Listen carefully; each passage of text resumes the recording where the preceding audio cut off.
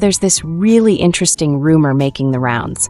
People are whispering about this guy who's got even the most powerful armed groups in the world absolutely terrified. Can you imagine that? These are groups that don't fear anyone or anything, yet they're scared to death of him. His name is Peter, and here's the real shocker. He's not some young, fierce killer in his prime. No, he's actually an elderly man in his 60s. It's pretty crazy when you think about it. You wouldn't expect someone like that to be the most feared person in the world, right? But there's more to the story. See, if Peter had just died back then, people say he would have been remembered as a legend. His name would have gone down in history as one of the most feared and respected men ever.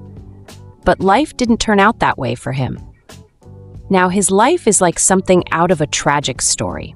He's no longer the one people fear. Instead, he's the one who's being hunted. Imagine that. Peter, who once had everyone shaking in their boots, is now the target of thousands of killers. He's lost everything he ever worked for. Every single asset he spent years saving up, all gone. And now he's just trying to stay alive. It's really sad when you think about it. This man, who was once so loyal to his organization, who was once such a legend, is now living in fear, constantly on the run from people who want to end his life. It's almost hard to believe that it's the same Peter everyone used to fear so much. But it is. It's him, isn't it? Peter, the man who could have been a legend if only things had gone differently. The man keeps thinking about it, turning the situation over and over in his mind, but it still doesn't add up. It just doesn't make any sense to him. Thousands of eyes are on Peter. All these people are after him, trying to take his life. But somehow, Peter is still alive. How is that even possible? How come no one's been able to find him, even if he is the legendary Peter? The man just can't wrap his head around it. Peter, noticing the man's confusion, asks if he wants to know the answer. With a calm, steady voice, Peter explains that it doesn't matter if thousands, no, even hundreds of thousands of eyes are watching his every move. They will never be able to find him. The reason? It's because, unfortunately for them, the Peter they're all looking for is no longer the Peter that exists now. The man can hardly believe what he's hearing. It's impossible, he thinks. Peter is old, but somehow he's still young. 3 months ago, a voice message comes in for Peter. The message is urgent, almost pleading. It says he can't keep doing this. If Peter keeps ignoring their calls and doesn't come in for a hospital visit, he's going to die in less than 3 months. But Peter isn't afraid of death. He's faced life and death situations his entire life. He's been dealing with this kind of thing for as long as he can remember. He's given 50 years of his life to the organization, and the truth is, he doesn't regret any of it. He's lived a life with no regrets. Now, as he sits there, he looks at the picture in his hands. It's funny, he thinks. He's never taken a picture of himself before. In all these years, this is the first time he's ever really looked at himself, and it makes him pause. Peter is in his cozy little library, surrounded by shelves full of books, when a young girl walks in. She greets him politely and says she's looking for some middle school textbooks. Peter turns around, his eyes lighting up with a warm smile. He tells her with a bit of humor that he sells every book they have in the library, except for the ones they don't. The girl laughs a little at his joke and then asks if he has any used textbooks. Peter nods and says he does. He's got textbooks from the 1960s all the way up to 2020, and he's even got them sorted by country. So, he asks, which one would you like? The latest one? The girl nods again and explains that it's for her younger sibling. She wants to help them with their studies. Peter looks at her for a moment, thinking, and then asks if she's a student at the high school nearby. She says yes, she is. He glances at her name tag and guesses she's a senior. She seems a little surprised, but confirms that he's right. With a curious look, she asks him how he knew so much about her. Peter just grins and tells her that he knows a lot about everyone in the neighborhood. It's just something he's picked up over the years. When Peter comes back with the textbooks, the girl's eyes widen in shock. The books look brand new, and she quickly tells him that she only has 1,001 on her and can't afford all these books, especially since they don't look used at all. Peter just shakes his head and says it's no problem. He doesn't need the books anymore, so he'll give them to her for free. She starts to protest, saying it's too much, but Peter insists that it's okay. He doesn't want her to worry about it. To make her feel better, he takes one of the books, tears off the plastic wrap, and hands it to her with a smile, saying, "There you go, now it's used." The girl hesitates, still feeling a bit awkward about accepting such a generous offer. She tells him he really didn't have to do that, but Peter looks at her with a kind expression and says he can see how much she cares about her younger sibling just by the look in her eyes. He tells her to be good to her sibling while she still can, because if she doesn't, she might end up with regrets later on. She seems a little flustered and stammers, trying to figure out what to call him. Peter just smiles and says, "You can call me Mister." The girl, still curious, asks if he has ever regretted anything in his life. Peter sighs softly and tells her that as she gets older, she'll understand that the more years you live, the more regrets you collect along the way. He pauses, a distant look in his eyes as he thinks about his daughter. He tells the girl that you can never change the past, no matter how much you might regret it. He knows she might not fully understand what he's saying right now, but he wants her to remember this. Always take care of her younger sibling. That way, she won't end up with the kind of regrets that weigh on you for the rest of your life. Peter looks at the girl and calmly tells her not to do anything she'll regret later. He says she should just turn around and leave while she still can, but instead of leaving, she stands behind him, gripping a knife tightly in her hand. Peter, without turning around, tells her that if she goes back now, he won't kill her. She's stunned, wondering how he knows about the knife. Peter, still calm, explains that he's memorized the faces of every student from the high school, but he had to be sure, so he asked those questions. She said she was a senior, right? It's a shame, he adds, because the school was only built 2 years ago, and her story didn't add up. The girl starts to realize that Peter has been onto her from the very beginning. She thinks she had him wrapped around her finger, but now it's clear that he was the one playing her. Peter continues, saying the final nail in the coffin is the scent of blood. He's spent his whole life surrounded by it.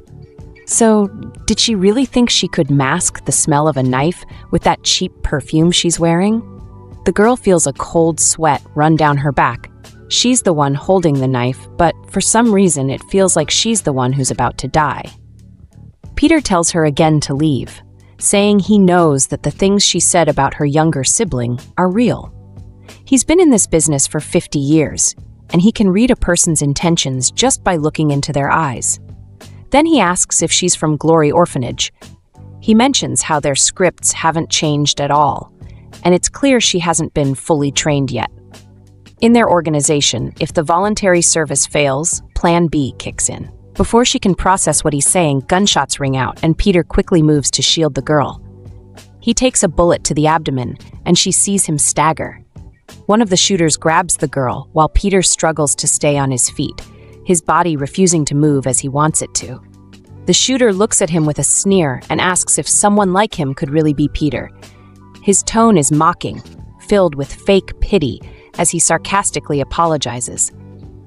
The girl, still in shock, watches as Peter, the man she was supposed to kill, tries to protect her even as his own life hangs by a thread.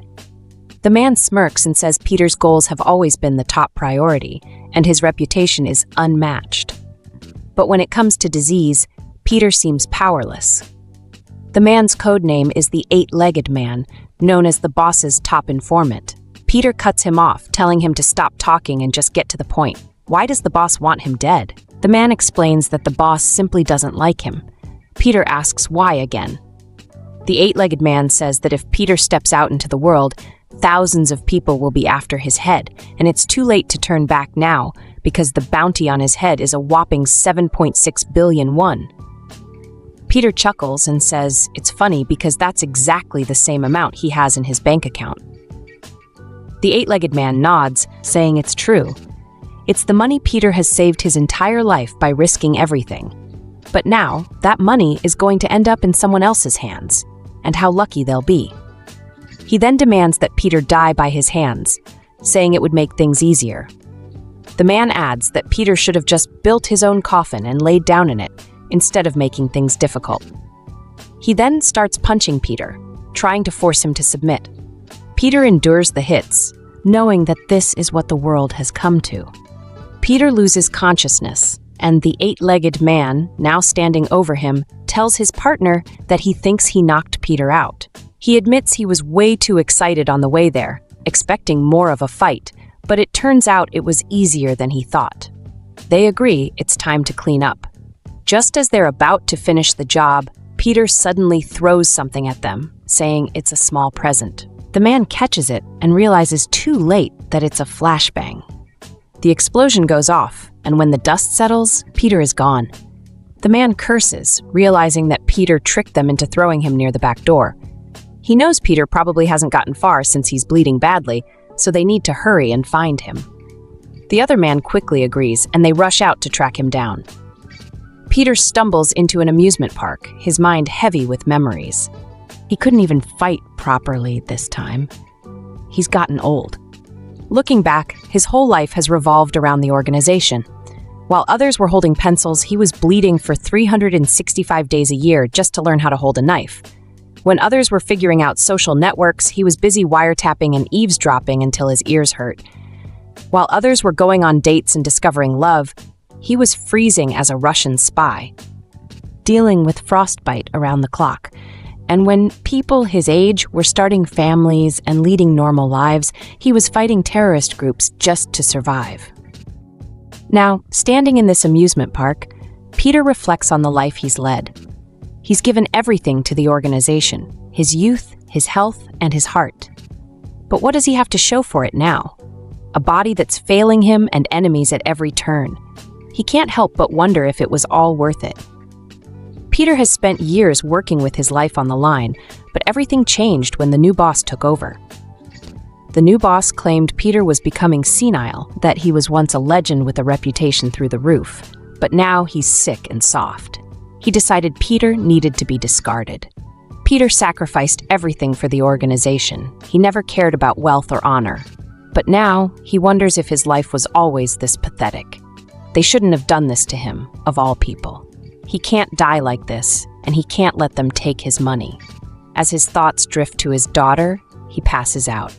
At the eight-legged man's hideout, one of the men is frustrated, saying they lost Peter just when they almost had him. He laments that he could have gotten the 7.6 billion won if he had killed Peter. The other man asks why they're offering so much money just to kill a dying old man. The first man replies that it's the least they could do to respect a legend of that caliber. The other man scoffs, saying nothing comes before money. He gave up his kickboxing champion title and came here, determined to kill Peter himself, holding a picture of him in his hands, dreaming of the success that would follow. Suddenly, Peter walks in, calmly telling them that's the first picture ever taken of him. The man holding the picture asks, confused, "Who are you?" Peter repeats that it's the first picture ever taken of him. The man stares at the picture, then back at Peter, and says that it can't be him. He thought it was Peter because he's wearing the same outfit. Peter says he doesn't know either. He just woke up like this. The man, confused, asks what he's mumbling about and then apologizes, saying Peter must be in the wrong place. He tells Peter that this place isn't where a student like him should be.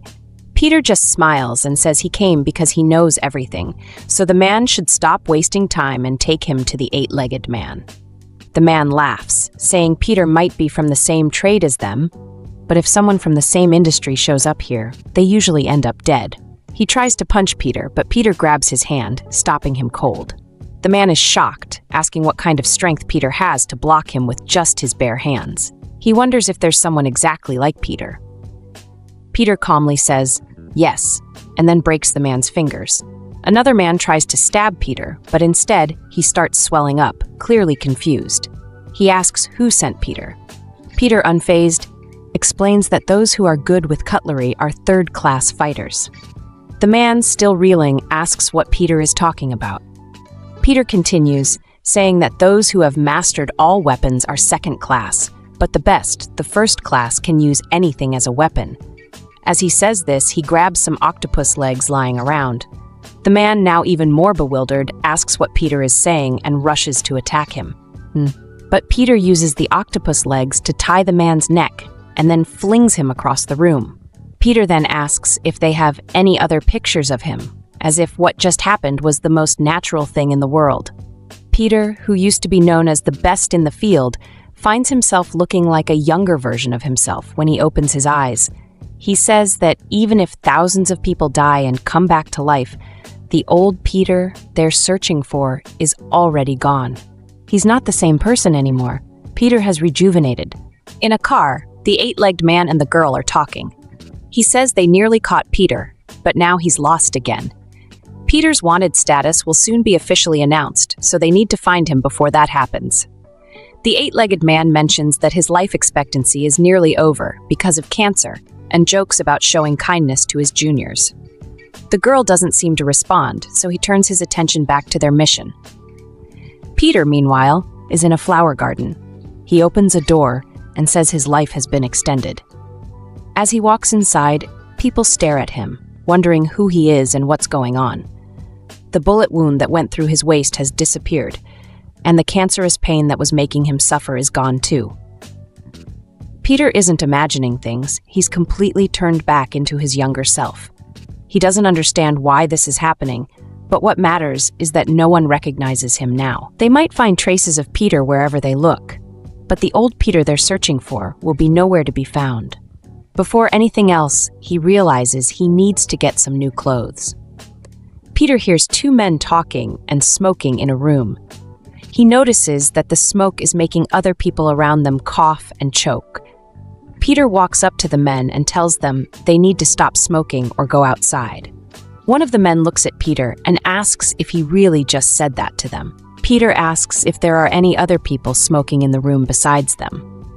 The man gets angry and says he will beat Peter until he dies if Peter doesn't leave. The other man hits Peter and says he's feeling good today, so he'll let Peter go this time, but warns him not to misbehave or he'll end up dying early. Peter thinks to himself that he shouldn't waste any more time with people like that, so he starts to walk away. One of the men mocks him for trying to act tough and asks if Peter wants to die. Peter goes up to the door and locks it. The two men ask him what he's doing. Peter says he will show them what happens when people don't respect their elders in a polite country. He rolls up his sleeve, ready for a fight. The man threatens to kill Peter and tries to hit him. Peter reacts quickly and punches the man until he falls unconscious. The other man is shocked and asks who Peter is. Peter asks if the man knows who he is. The man doesn't recognize Peter, but Peter notices that the man is holding a pocket knife incorrectly. Peter points out that if the man swings the knife like that, he'll end up cutting his own fingers. The man asks who Peter is to give him such advice. Peter explains that someone who wants to stab someone doesn't keep their arm in front of them like that. The man tries to attack Peter, but Peter grabs him and holds him by the throat. Peter says he didn't actually stab the man. If he had, the man would have been dead 3 times over. The man asks who Peter is. Peter replies that he doesn't know what kind of illegal activities the man is involved in, but if he finds out, he'll make sure the man pays for it. However, Peter decides to stop and says he wants to live a different life now, one that doesn't involve illegal things. Peter checks his bank account and sees that his money is gone. He thinks about how he told people not to touch his money, yet here it is, taken away. As he walks around, he hears a girl talking to a guy, saying she got a scholarship from the Glory Club. The boy replies that it's nice. Peter remembers that he grew up in the Glory Orphanage, which was a small, religious-run facility when he was a kid. Now, 50 years later, it has turned into a huge organization, the Glory Club, with influence in politics and business. It's a company he was once part of, and he's determined to bring it down himself. In a different place, a man is sitting on a chair when Eight-Legged Man walks in. The man asks if Eight-Legged Man is the only one who came to catch him. Eight-Legged Man replies that it's not like he's Peter, and coming alone is already a big deal. The man says the Glory Club has been getting too powerful and will fall apart if they keep relying only on Peter. Eight-Legged Man asks if it really matters if someone dies early or not. He tells the man to finish the introduction and get to the point quickly, as it will be less painful. The man responds, saying he thought he had guests coming, so he prepared a whole supper for them. The man is named Wagner, and he's a mercenary. Wagner thinks to himself that he doesn't know Eight-Legged Man as one of the 12 apostles of the Glory Club, so he wonders why he's so confident. Wagner asks the men what they're doing, reminding them that his guest is waiting and they should treat him well. However, Eight-Legged Man beats all the men up. Wagner is stunned and asks how a person could do that. Eight-Legged Man responds that since he set the whole thing up, it's actually less impressive than he expected. Wagner tells him to stay away, but Eight-Legged Man attacks him. Eight-Legged Man walks into an office and asks a girl if the cameras were destroyed and if there's no evidence of a weapon. The girl confirms that everything is taken care of. He says that there's only one person left, Peter, the old man. He wonders what tricks Peter used to survive while his men were killed. Regardless of what happens, Peter's bounty will decrease soon. Eight-Legged Man needs to get it first. He tells the girl to report as soon as she confirms Peter's location, and she agrees. They walk into the restaurant and see a young man sitting at a table. The waiter looks confused and asks what's going on since it's not even a working day. He wonders if the young man had a reservation or something. The young man says he doesn't have a reservation, but he does have a grudge. The waiter asks what he means. Did he owe him money or something? The young man says yes, but the amount is a bit too big, about 7.6 billion. Eight-Legged Man laughs and tells his people to lock the door. He says the young man looks like he's connected to Peter, but whether he is or not, he won't leave the place alive. Eight-Legged Man wonders how the young man knows about Peter. He figures he must be from their club, but he doesn't have any information on him. He questions if the young man is Peter's secret child or a disciple.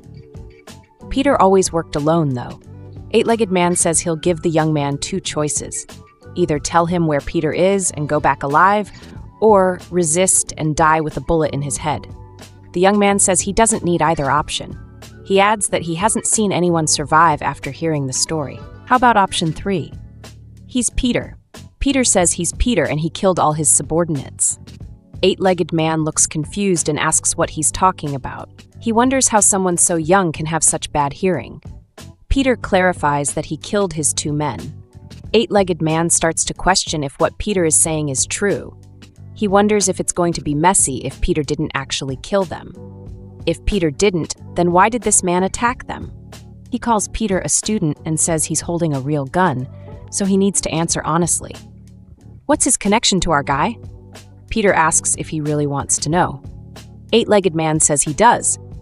Peter says there's only one way to find out. Eight-Legged Man asks what that is. Peter replies that they need to kill him. Eight-Legged Man says that's convenient because killing is what he's best at. He tells the waiter to make sure Peter can still breathe.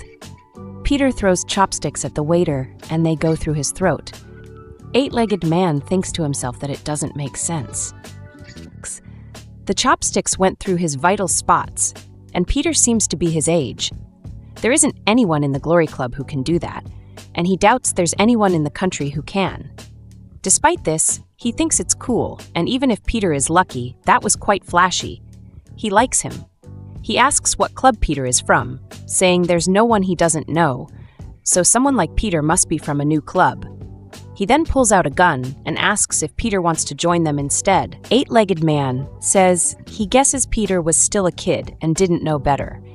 He tells Peter that this isn't a movie and he can't block bullets with a table like that. He'll give Peter another chance to talk about where to find the real Peter.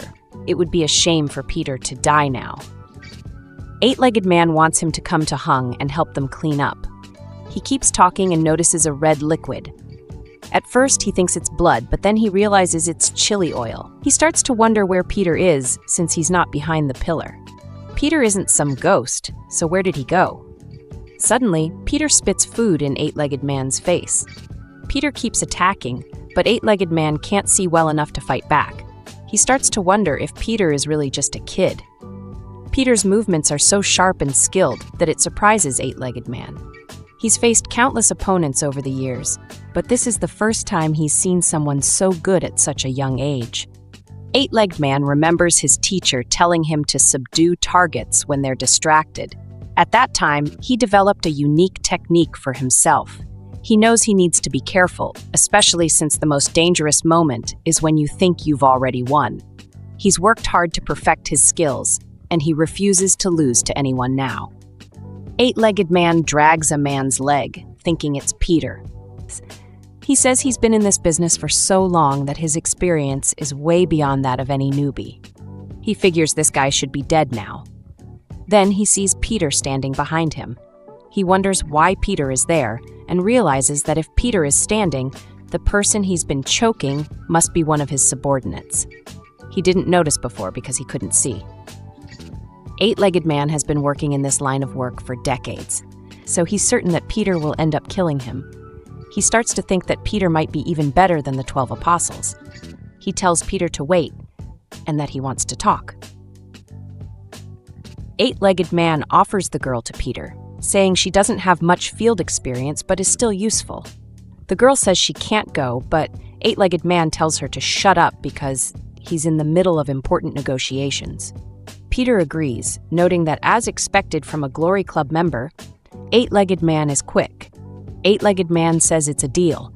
Peter should take the girl and leave, and he'll pretend nothing happened. He tells Peter to use her however he wants.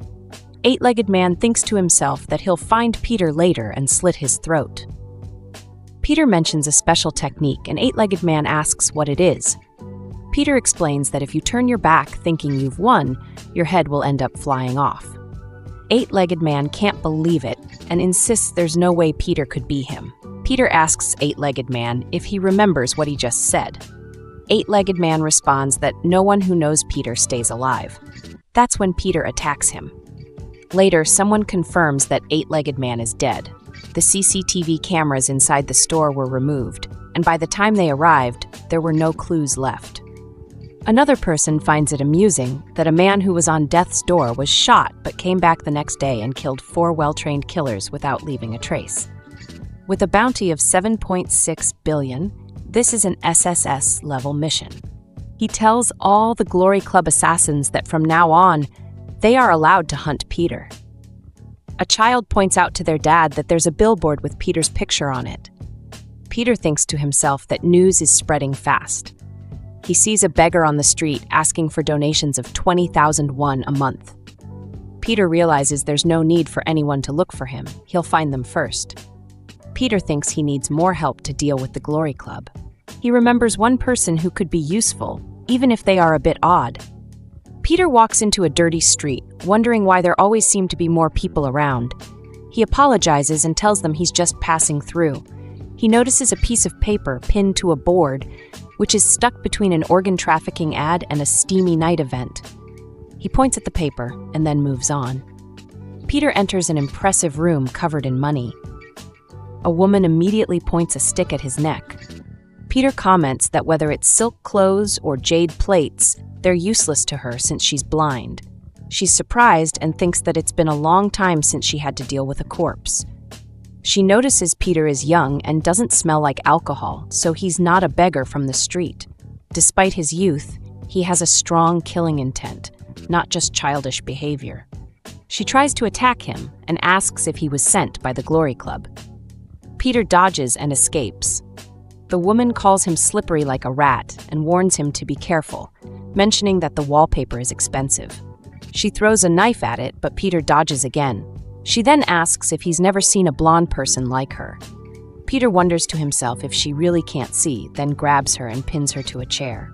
The woman is surprised and says it's impressive that someone like Peter is at the Glory Club now. She admits that thanks to him, she leaked a bit today but didn't sense any killing intent from him. She comments that killing a disabled person feels dirty, but it's part of their job. She calls her dog Alexander Macking, and the dog runs to bite Peter. Instead, Peter starts petting the dog, which surprises her. Peter and the woman sit down to chat. She asks if he rejuvenated, amazed at how soft his skin is and how he no longer smells old. She finds it hard to believe. Peter says they've been talking for 30 minutes now. The woman then lays down on the floor and asks Peter if he died in that position, so she can try it too, or if the method is more important than the posture. She wonders if he died by a bullet, knife, or poison, and wants to know how he died so she can try the rejuvenation herself. She also asks if Peter plans to go to the Glory Club alone. He says yes, and she asks how. Peter explains he'll get in using something he calls the Eye of the Storm. He tells her that the Glory Club is eternal if they catch him, and he plans to shake things up from the inside by becoming their killer.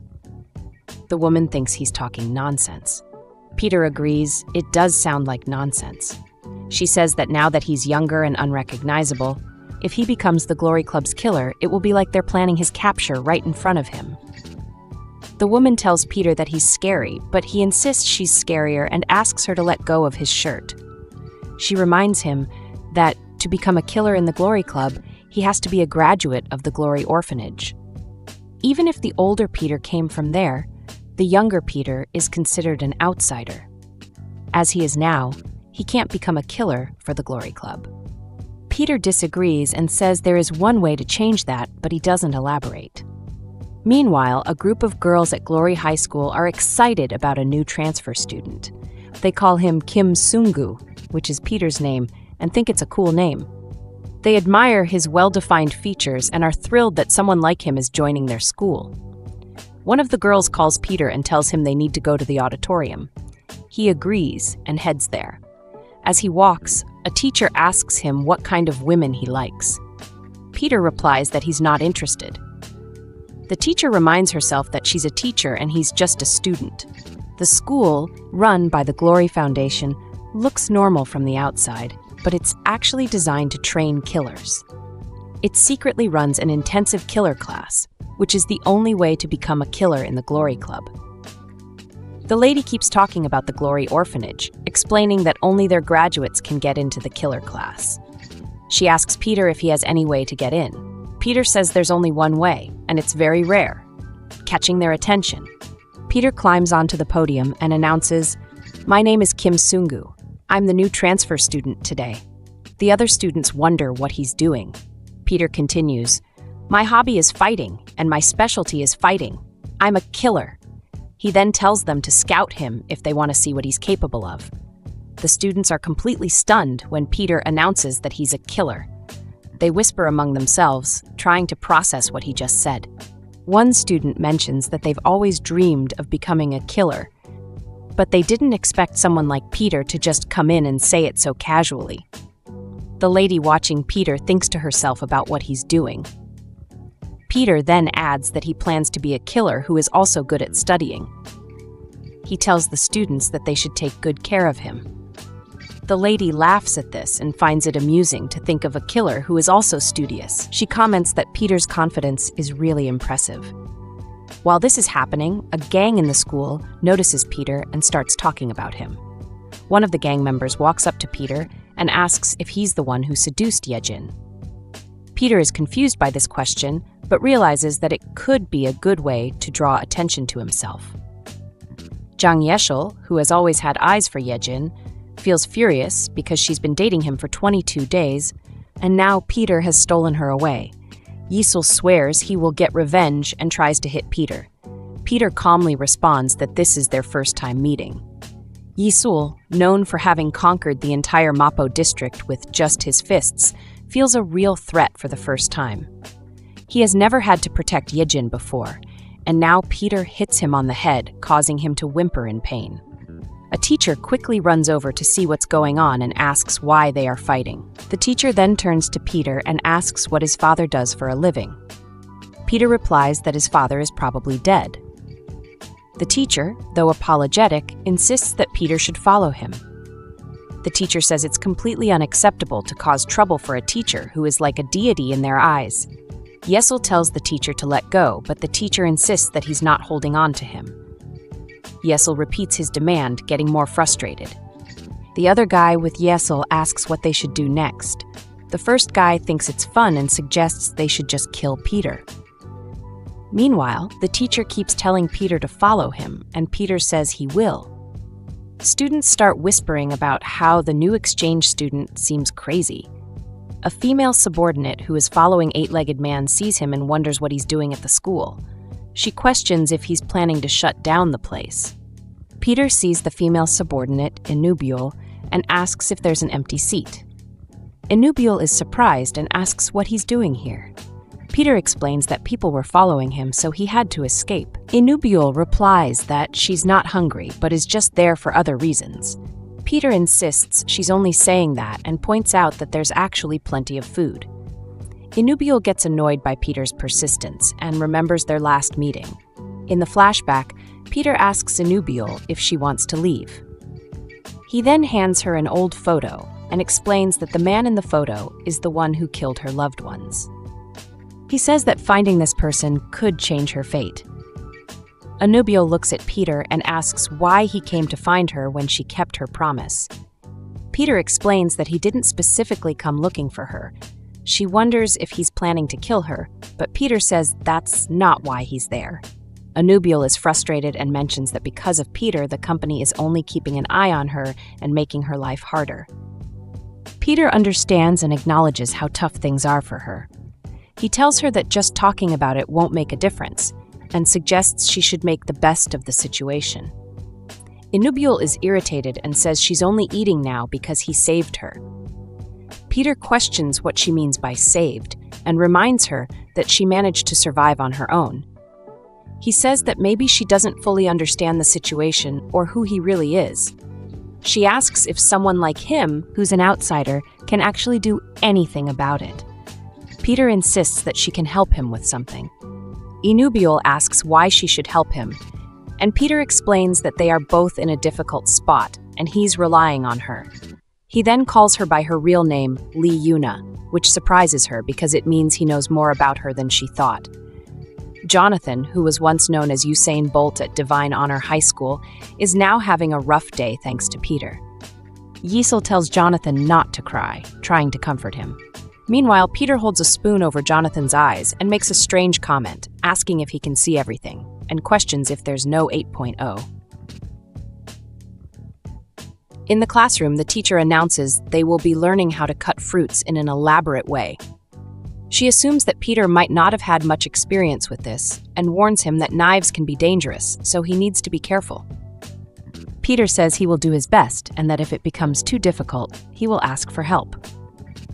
As Peter starts cutting, the teacher observes and sees that he has managed to cut an apple into the shape of a rabbit, which impresses her. The students tell the teacher they don't feel like cleaning and ask what he's going to do about it. They point out that all he can do is yell at them or give them penalty points. So what's the big deal? One student laughs and mentions that he used to be a teacher, and another one sarcastically apologizes. The teacher gets frustrated and asks what the student's parents do, hinting that the students are making fun of him. One student threatens to report the teacher for emotional and child abuse, saying that if he does, the teacher's license might get suspended. The teacher insists they are undermining his authority, but the student retorts that authority is nothing compared to school authority and that if the teacher sues him, his license could get suspended. The student warns the teacher to stop messing around and just sit quietly. One student suggests they post the whole thing on TikTok. As the student gets ready to post the video, he notices Peter, the new transfer student who's known as a killer.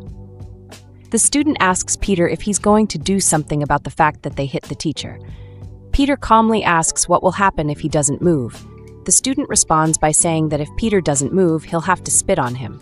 He then spits on Peter's uniform. Peter starts glaring at the students. One of them, annoyed, asks Peter what he's staring at. The student warns Peter to either leave quietly or just die quietly. Teacher Guangyu tells the students to keep things simple and just have a welcoming party. Two of the students mention having some punch, which makes Peter wonder what they mean. One of the students laughs and says, "It's blood punch." Peter thinks to himself that this must be something the Glory Club taught them. Another student tells Peter to come over, saying they should be the ones to welcome him. Inubule tries to stop them and thinks to herself that this situation could end badly for everyone. One of the students tells her to get out of the way if she doesn't want to be beaten along with Peter. She thinks that she tried to help, but it seems they're going to face trouble anyway. Hyung and Jae approach Peter and ask if he can fight, comparing him to a neighborhood troublemaker.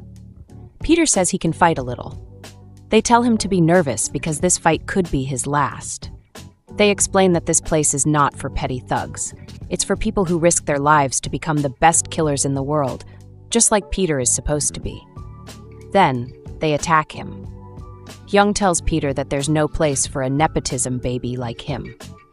Peter replies that he's tired of listening to their speeches and tells them to come at him together. Hyung and Jae think he's crazy and say he doesn't understand the weight of their 18 years of training. They charge at him, ready to fight. Peter thinks to himself that he's lived for 65 years and decides to leave. The teacher praises Hyung and Jae for their effort, saying they should have gone easier on Peter. Hyung mentions he didn't even use half of his strength. The other students laugh at Peter, saying he was so scared that he just ran away without fighting back. As Peter walks outside, he sees Anubule. She asks him if he's underestimating the volunteer club. Peter is confused and asks her what she means. Anubule says she was watching him earlier and noticed he didn't use any strength in his fists. She points out that he's not even sweating, which makes him look suspicious. She wants to know why he's hiding his powers and what he's planning. Peter asks if she really wants to know, and she tells him to answer her. He slips out of her grip, apologizing, but says it's lunchtime. Anubule corrects him, saying it's actually midnight. Meanwhile, a man talks about coming back when the sun is up. He mentions someone paid $1 million just to rent a bus and thinks it's strange that it's only for one person. Another man arrives and says it's just him, but he has a lot of bags. The first man offers to help load them. He notices something odd about the situation. The second man asks if he wants to bet on what's inside the suitcases. The first man decides not to take the bet, but is curious. As he drives with the other man in the back, he thinks about how he didn't accept the bet, but he saw the suitcase moving. Teacher Gwangyu tells the students they have a new guest, a client from Daehak Group named Chairman Choi Yun-chang. He asks if they've heard of him, saying he's one of the biggest sponsors for Glory. The team that succeeds in this task will get a volunteer certificate with the chairman's recommendation, which means they'll definitely become a killer. Both Peter and Anubule think to themselves that this is their chance. The students are curious about the task. Teacher Gwangyu explains it's about recapturing. Recently, there have been a lot of kidnappings of teenagers. The problem is that one of the kidnapped kids is the chairman's only son. One student asks why they need to recapture the son and why the chairman doesn't just call the police. Teacher Gwangyu says that's true, but Chairman Choi wants revenge. They just need to save the son. He asks who wants to take on this task to raise their hand. The students start talking among themselves. One asks if the other isn't going to do it. They have to wait 2 more years to become a killer, and this is a chance to succeed now. Another student says he has a bad feeling about it. He thinks something this big should be handled by adults and feels like something is off. Young says that there's no one else who can handle this mission except for them. Jae, not convinced, points out that the outcome is pretty clear, but he adds that they should take a look around. It looks like Peter and Anubule are also stepping up to take on the task, which seems to add to the mix of people involved. Anubule turns to Peter and asks him why he's coming along with them. Peter explains that he raised his hand right from the start and adds a warning. He says that if she's lying about anything, he'll cut her fingers off. Anubule is taken aback and tells him not to say such scary things. The group then approaches Teacher Gwangyu and tells him they're ready for the mission. They ask if they should just go and start beating up the kidnappers. Teacher Gwangyu shakes his head and says no. Peter thinks to himself that he's finally gotten his chance to prove himself since joining the school. However, he's surprised when they end up at an amusement park. He wonders if they are actually supposed to rescue a kidnapped person in such an unusual place. The amusement park seems like a strange and unexpected location for a rescue mission. Peter is puzzled, trying to make sense of how they are supposed to handle such a serious task in a place filled with rides and games. They walk through the amusement park and see a group of girls dancing. One of the girls is calling a man Nuna, which is a term for a younger person addressing an older girl. Another girl, looking at the man, says he's in his 50s, so he shouldn't be called Nuna. Hyung is scratching his head, not understanding why people are wearing bikinis at an amusement park. Jae asks if that's supposed to be fun or interesting. They all agree that it doesn't make sense to them. Peter, meanwhile, is thinking to himself that he's not sure what to do in this situation. A girl nearby notices Peter and asks if he's on TikTok. Peter doesn't even know what TikTok is, so he just looks confused. Anubule thinks about what the teacher said earlier. She remembers that this is where Chairman Choi Un-chang's son was kidnapped. Teacher Gwangyu had told them to secure the hostage and take down the kidnapper. Anubule realizes it's a cool place to be, but she also knows they need to find out where the kidnapped boy is. He was last seen at Palin World, but there are no clear clues here. She wonders if Peter, who seems to know a lot, can help them navigate this situation. Peter steps up and shows her where they should go first. They approach a man at one of the park's rides. The man apologizes and explains that they can only ride if they've made a reservation in advance.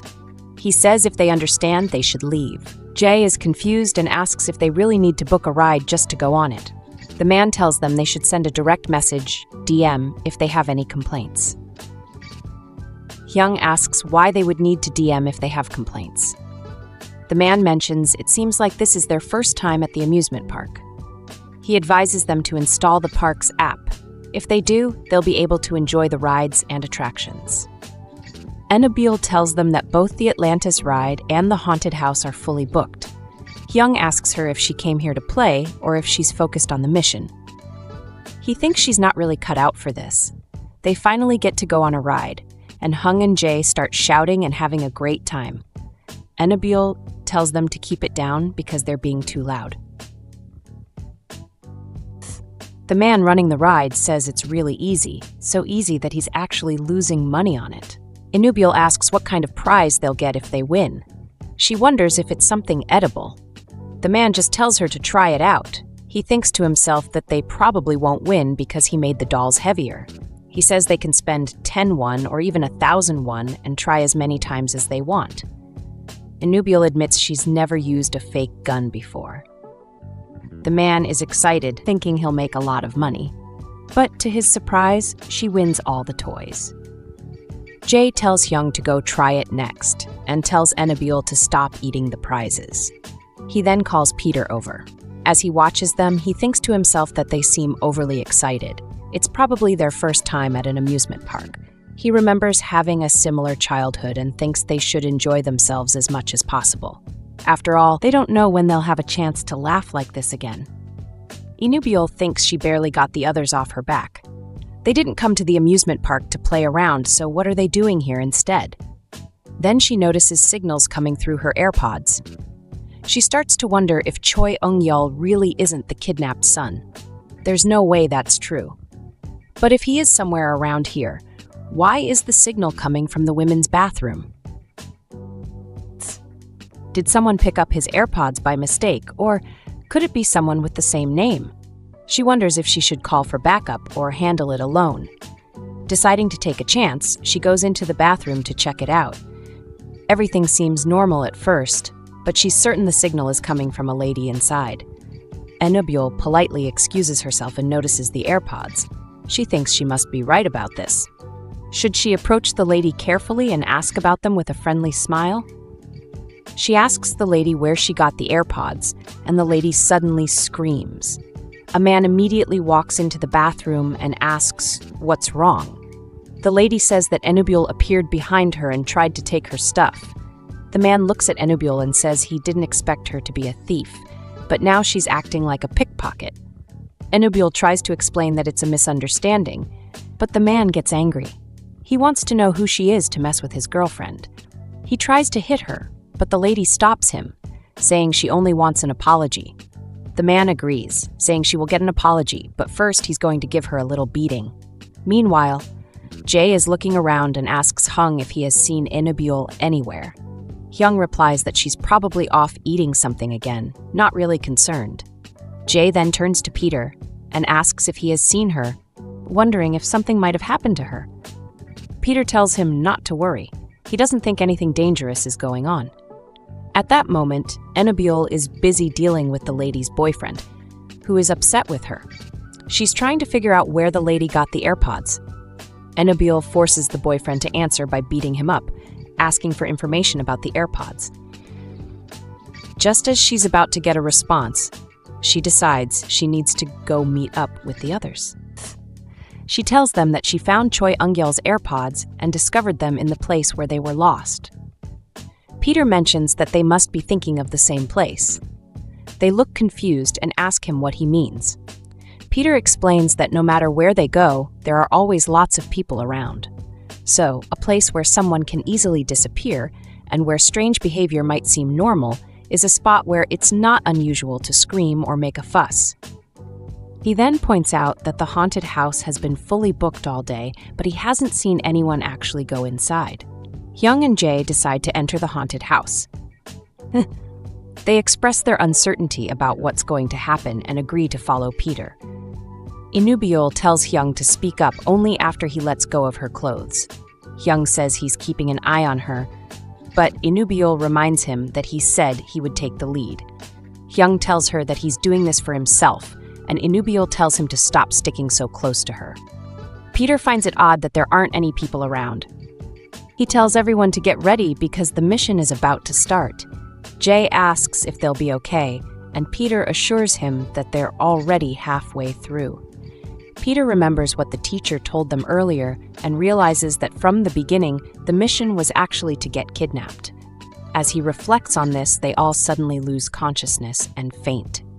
Teacher Gwang-yu starts to get really worried and asks where the kids are right now. The man, trying to stay calm, says that they're probably out carrying out their mission. The teacher seems more anxious and insists they should call the kids to check on them. The man tries calling their phones, but then reports back that they're not picking up at all. The teacher's concern grows as he explains that this mission is not as simple as it seems. He says they are dealing with Park Sang-do, a very dangerous person. The man asks which Park Sang-do he's talking about, and the teacher clarifies that it's the one he knows from the past. The teacher goes on to explain that Park Sang-do was once chosen as a candidate for discipline, but he was kicked out because Glory couldn't control him. The man thinks they should just wait and trusts that the kids, who have learned everything they need, will handle the situation. But the teacher warns that if Park Sang-do is involved, they need to act quickly. He describes how Park Sang-do might use a mix of sleep and chloroform. This drug, often seen in movies, makes people faint and fall asleep with their mouths open. The man realizes that if this is the case, they need to find and stop Park Sang-do before it's too late. The teacher emphasizes that Park Sang-do is extremely cruel, and now is not the time to stay calm. They need to save the kids as soon as possible. He thinks to himself that they have figured out the danger. If Park Sang-do catches them, he's so angry that he would cut off Park Sang-do's legs to stop him. Enjoying this recap so far? Comment Peter for part 2. Also, don't forget to like, share, and subscribe. Until next time. Ciao!